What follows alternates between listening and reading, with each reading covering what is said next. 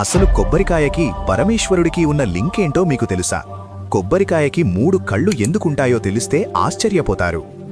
పూర్వం శివుడు రాక్షసులతో భయంకరమైన యుద్ధం చేస్తున్నప్పుడు అనుకోకుండా ఎన్నో ఆటంకాలు ఎదురయ్యాయట.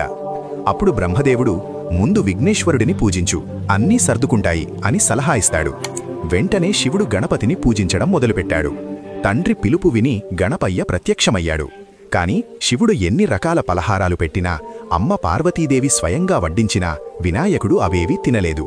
శివుడు అయోమయంగా, నాయనా గణేశ, అసలు నీకేం కావాలో చెప్పు అని అడిగాడు. అప్పుడు గణేశుడు, నాన్నగారు, నాకు మీ శిరస్సు కావాలి అని కోరాడు. కొడుకు కోరికలో ఏదో పరమార్థం ఉందని గ్రహించిన శివుడు కళ్ళు మూసుకుని తన శక్తితో ఒక అద్భుతాన్ని సృష్టించాడు. శివుడి చేతిలో ఒక గుండ్రటి వస్తువు ప్రత్యక్షమైంది. దానికి శివుడిలాగే 3 కళ్ళు వచ్చాయి. శివుడి తలపైన ఉండే గంగమ్మ ఆ లోపల నీరులా మారింది. అదే మన పవిత్రమైన కొబ్బరికాయ. తన తండ్రి రూపంలో ఉన్న ఆ కొబ్బరికాయను గణపయ్య ఆనందంగా స్వీకరించాడు. అందుకే మనం ఏ పూజ చేసినా ఈ శివరూపమైన కొబ్బరికాయను కొడతాము.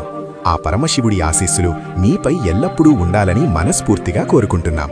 ఇలాంటి మరెన్నో శివరహస్యాలు తెలుసుకోవాలంటే ఇప్పుడే మా ఛానల్ని లైక్ చేసి సబ్స్క్రైబ్ చేసుకోండి.